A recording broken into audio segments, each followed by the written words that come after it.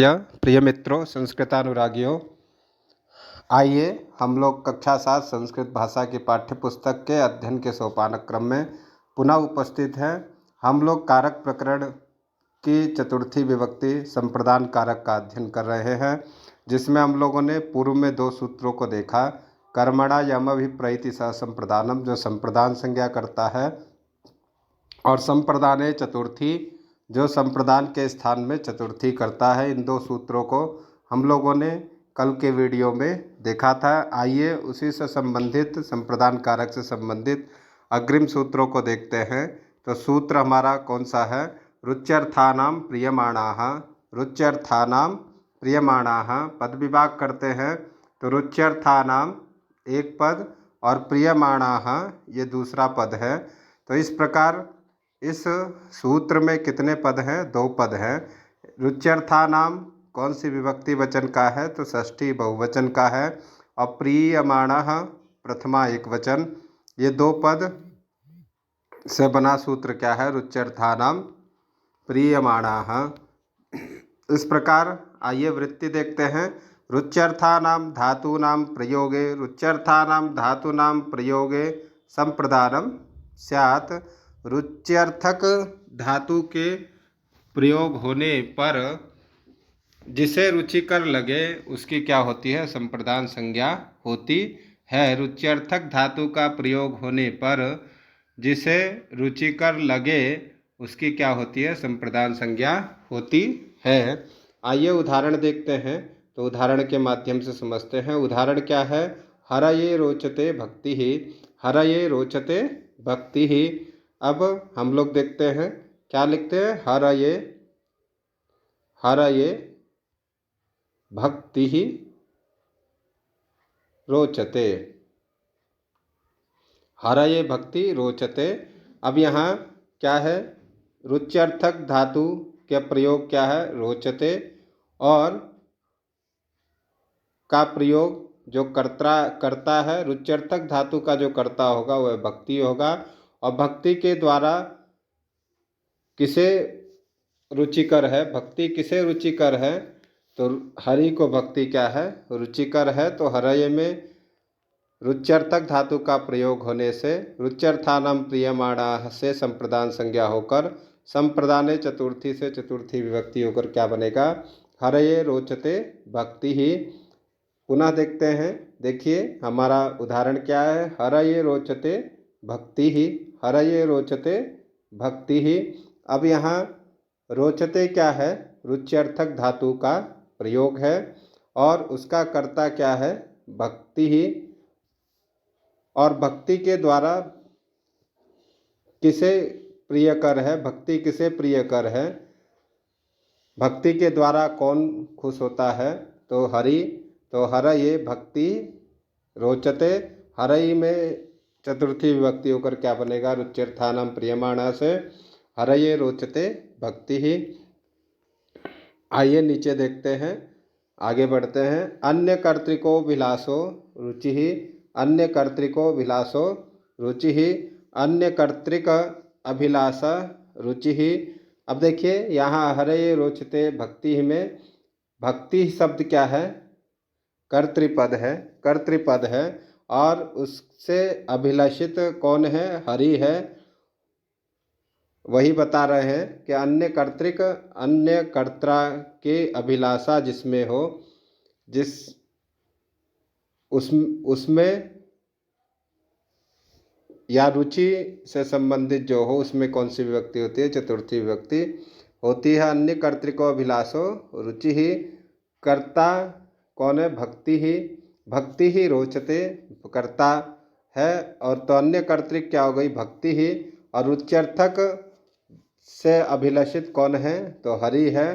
तो हरये में चतुर्थी विभक्ति होकर क्या बना? हरे भक्ति रोचते। हरे हरिर्निष्ठ प्रीतेर भक्ति ही कर्तृ। देखिए हरि के निष्ठा किस में है? तो भक्ति में है, जो कर्तृपद में प्रयोग हुआ है। अब आगे देखते हैं। प्रियमाणाः किम।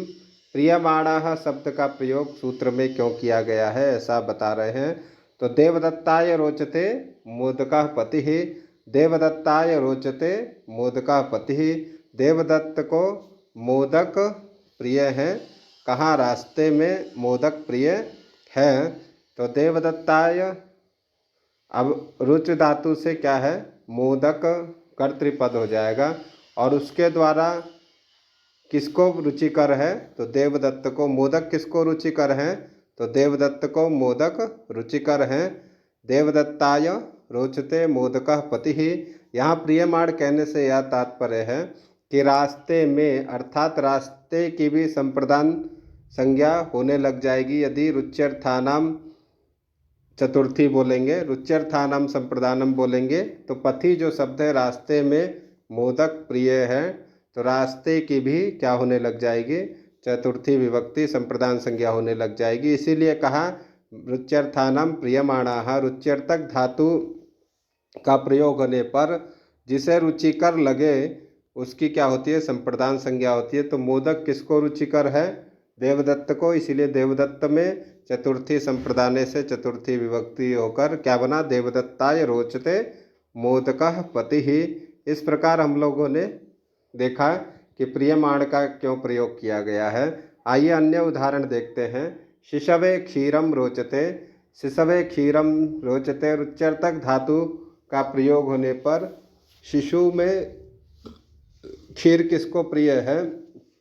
तो शिशु को प्रिय है। शिशु में कि संप्रदान संज्ञा होकर चतुर्थी विभक्ति होगी तो क्या बनेगा? शिशवे क्षीरम रोचते बालकैः पाटल पुष्पाणि रोचते।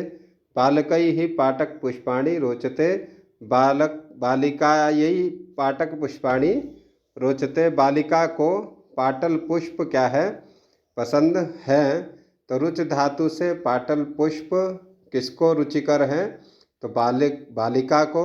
तो बालिकायै में रुच्यर्थानाम प्रियमाणा से बालिका शब्द की संप्रदान संज्ञा और चतुर्थी संप्रदान से चतुर्थी होकर क्या बनेगा? बालिकायै पाटल पुष्पाणि रोचन्ते। इसी प्रकार गृहिण्यै पाक कार्यम रोचते। गृहिण्यै पाप कार्यम रोचते। पाक कार्य किसको रुचिकर है? तो गृहिणी को। तो गृहिणी शब्द की संप्रदान संज्ञा रुच्यर्थानाम प्रियमाणा से और चतुर्थी संप्रदान से चतुर्थी होकर क्या बनेगा? गृहिण्यै पाक कार्यम रोचते। इसी प्रकार गुरुवे वेदाध्यापनम रोचते। गुरु को वेद का अध्यापन, वेद को पढ़ाना क्या लगता है? अच्छा लगता है, रुचिकर है। तो वेदाध्यापन किसको रुचिकर है? गुरु को है।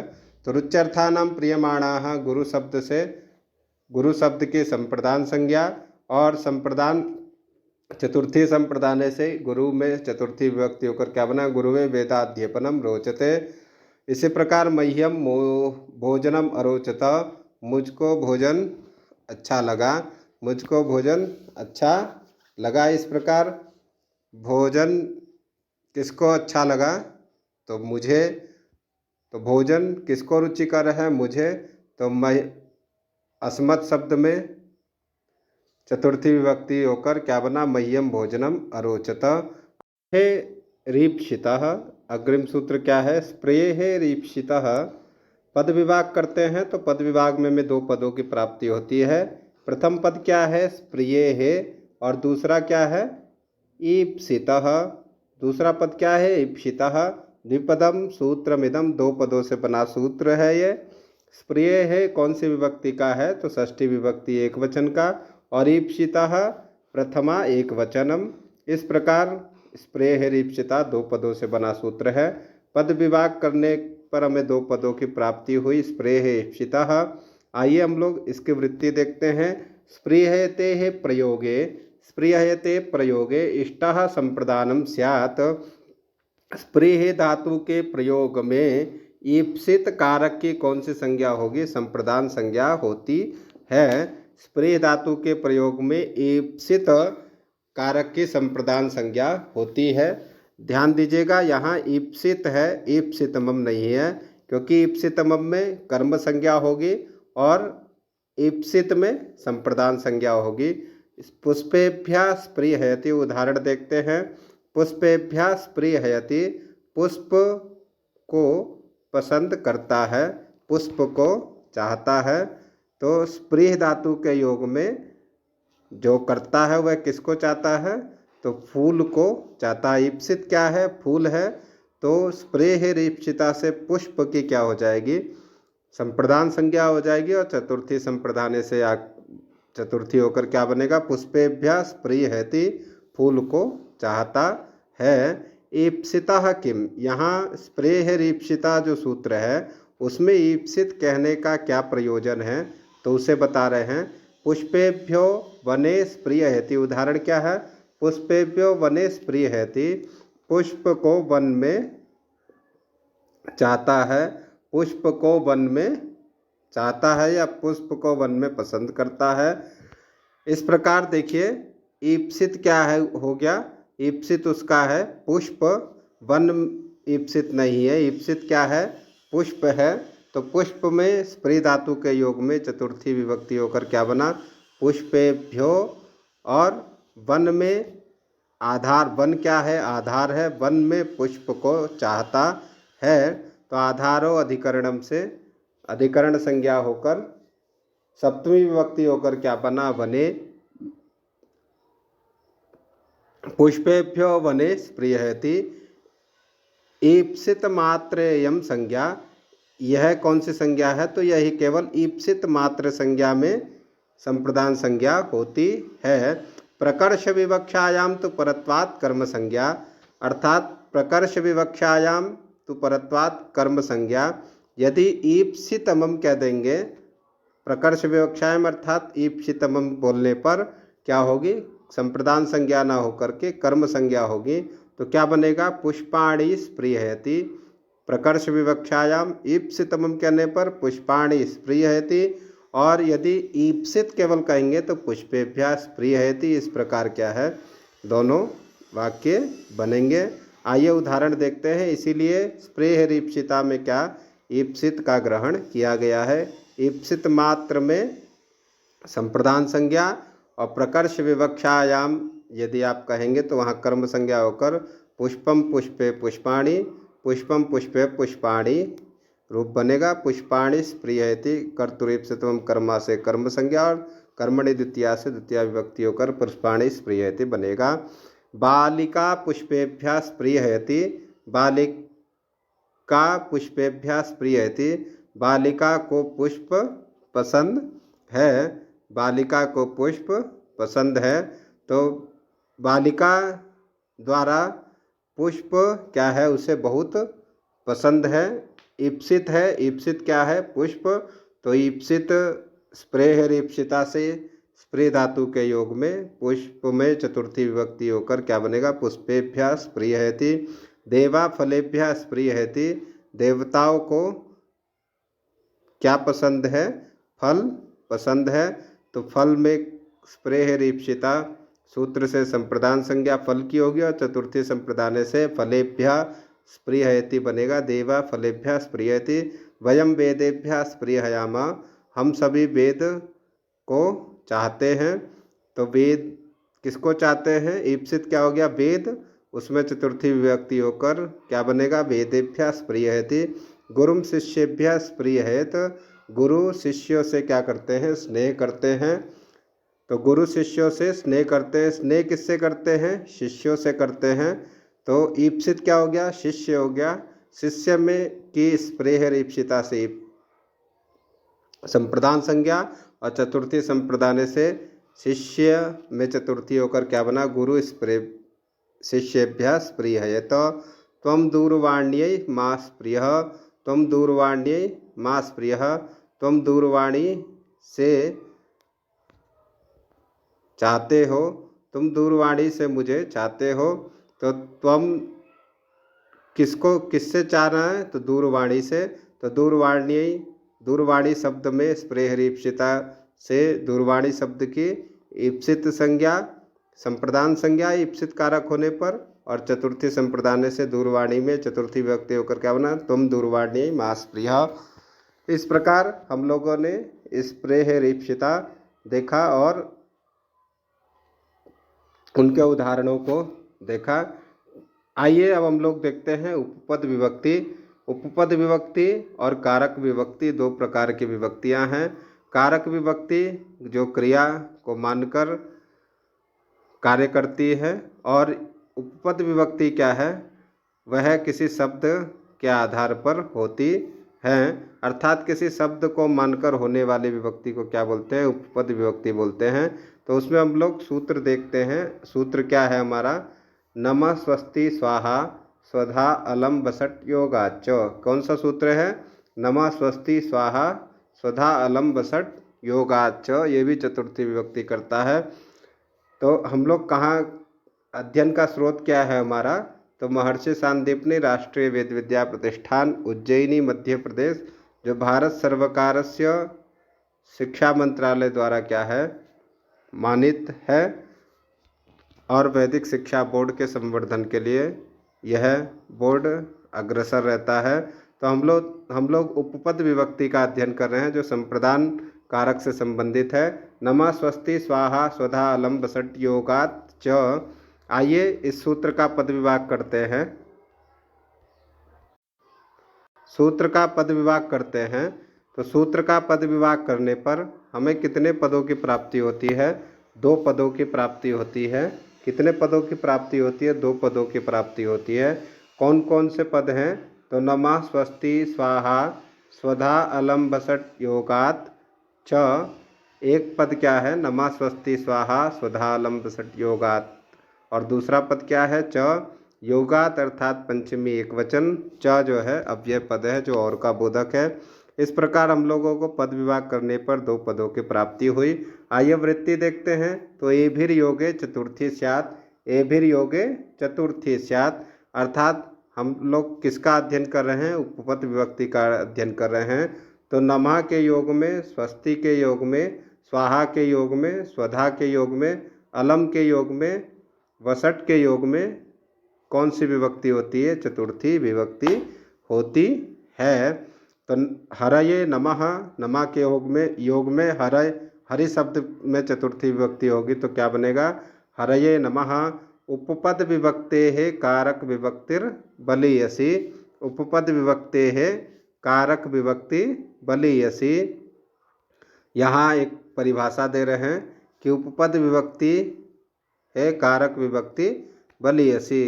जहाँ उपपद विभक्ति होगी, उपपद विभक्ति और कारक विभक्ति दोनों जहाँ प्राप्त होगी, वहाँ कारक विभक्ति का प्रयोजन प्रमुख रूप से होता है। जैसे नमस्करोति देवान, नमस्करोति देवान, देवताओं को क्या करता है, नमस्कार करता है, देवताओं को नमस्कार करता है।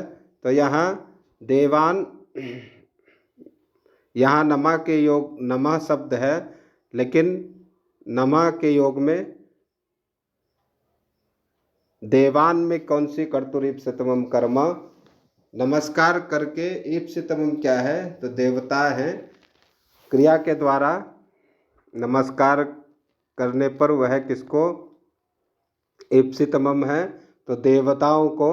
तो देवान में कर्तुरीप्सितमम कर्म से द्वितीया विभक्ति होकर क्या बना, नमस्करोति देवान, अर्थात नमा के योग में यहाँ उपपद विभक्ति भी प्राप्त थी। यहाँ देवाय शब्द बनना चाहिए था, लेकिन जहाँ क्रिया उक्त होगी और वहाँ नमा स्वस्ति स्वाहा अलम बसट योगात शब्द होंगे, उसके योग में यदि उपपद विभक्ति और कारक विभक्ति दोनों प्राप्त होगी तो कारक विभक्ति का प्रयोजन प्रमुख रूप से होता है, वहाँ उपपद विभक्ति का प्रयोग नहीं होगा। यह इस परिभाषा का कहने का तात्पर्य है। आइए अग्रिम उदाहरण देखते हैं।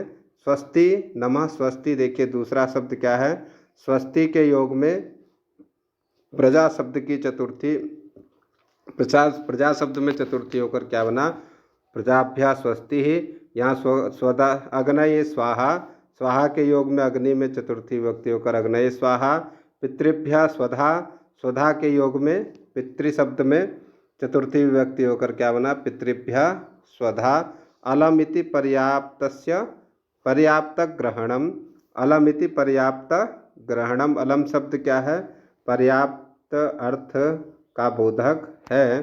तेन दैत्येभ्यो हरिरलम प्रभु, तेन दैत्येभ्यो हरिरलम। अलम शब्द है तो अलम के योग में दैत्य में क्या हो गई, चतुर्थी विभक्ति होकर बना दैत्येभ्यो हरि ही अलम प्रभु। दैत्येभ्यो प्रभु समर्थः शक्त इत्यादि। इस प्रकार जो है प्रभु समर्था शक्त इत्यादि शब्दों का भी हम लोग प्रयोग करके अलम पर्याप्त अर्थ का जो वादक है उसके साथ प्रयोग कर सकते हैं। प्रभुवादि योगे षष्ठ्यापि साधु। प्रभुवादि योगे षष्ठ्यापि साधु। प्रभु आदि शब्दों के योग में षष्ठी भी होती है। तस्मै प्रभवति। तस्मै प्रभवति, यह तस्मै प्रभवति सूत्र है। स येषाम ग्रामणीः इति निर्देशात, ये दो सूत्र हैं कि प्रभुवादि के योग में षष्ठी होती है। तस्मै जैसे तस्मै प्रभवति, प्रभुवादि सब हो गए प्रभवति, और तस्मै में षष्ठी होकर क्या बना, तस्मै प्रभवति स येषाम ग्रामणीः। इस प्रकार इति निर्देशात तेन प्रभुर्बुभुषुर भुवनत्रयस्य इति सिद्धम। बुभुषुर भुवनत्रयस्य, इस प्रकार सिद्ध हुआ। वसड इंद्राय चकार पुनर्विधानार्थः। चकार पुनर्विधानार्थः तेनासीर विवक्षायां परामपि चतुर्थी चाशिषि इति षष्ठी बाधित्वा चतुर्थ्येव भवति। स्वस्ति गोभ्यो भूयात्। स्वस्ति गोभ्यो भूयात्, यदि आशीर्वाद शब्द से विवक्षित होगा तो वहाँ क्या होगी, चतुर्थी ही होगी, अर्थात षष्ठी का प्रयोग नहीं होगा, अर्थात षष्ठी को बाध कर वहाँ चतुर्थी ही होगी। जैसे स्वस्ति गोभ्यो भूयात्, आपका क्या हो, कल्याण हो। स्वस्ति गोभ्यो भूयात्, यहाँ प्रभुर्बुभुषुर भुवनत्रयस्य के द्वारा क्या था, षष्ठी प्राप्त थी, लेकिन आशीर्वाद की विवक्षा में षष्ठी का बात करके चतुर्थी हुई, तो क्या बना, स्वस्ति गोभ्यो भूयात्। इस प्रकार हम लोगों ने देखा। आइए उदाहरण देखते हैं। नमः के योग में वेद पुरुषाय नमः, वेद मूर्तये नमः, हरये नमः। यहाँ चतुर्थी नमः के योग में वेद पुरुषाय में, वेद मूर्तये में, हरये में चतुर्थी विभक्ति का प्रयोग हुआ। स्वस्ति के योग में प्रजाभ्या स्वस्ति, स्वधा के योग में अग्नये स्वधा, स्वधा के योग में पितृभ्या स्वधा, अलम के योग में असुरेभ्या हरि ही अलम, और वसट के योग में इंद्राय वसट। इंद्राय वसट क्या है, इंद्राय वसट। वसट के योग में इंद्राय वसट। पुनः एक बार देखते हैं। नमः के योग में कहाँ कहाँ चतुर्थी हुई है। वेद पुरुषाय नमः, यहाँ चतुर्थी वेद पुरुष शब्द में है। वेद मूर्तये नमः, वेद मूर्तये में नमः स्वस्ति स्वाहा सदा अलम वसट योगाच सूत्र से उपपद विभक्ति होकर चतुर्थी विभक्ति किसमें, वेद मूर्तये में। नमः के योग में हरई में, नमः के योग में चतुर्थी विभक्ति। स्वस्ति के योग में प्रजा शब्द में प्रजाभ्यास चतुर्थी विभक्ति, प्रजाभ्यास स्वस्ति। स्वहा के योग में अग्नि में चतुर्थी विभक्ति, और स्वधा के योग में पितृ शब्द में चतुर्थी विभक्ति। अलम के योग में असुर शब्द में चतुर्थी विभक्ति, और वसट के योग में इंद्र शब्द में चतुर्थी विभक्ति होकर यह उदाहरण हमें प्राप्त हुए। इस प्रकार हम लोगों ने उपपद विभक्ति में नमः स्वस्ति स्वाहा स्वधालम वसट योगाच सूत्र का अध्ययन किया। अब अग्रिम वीडियो में हम लोग उपपद विभक्ति के कुछ सूत्रों को देखेंगे। आप लोग इसी प्रकार स्नेह बनाए रहे। नमस्कार, फिर मिलेंगे अगले वीडियो में। धन्यवाद।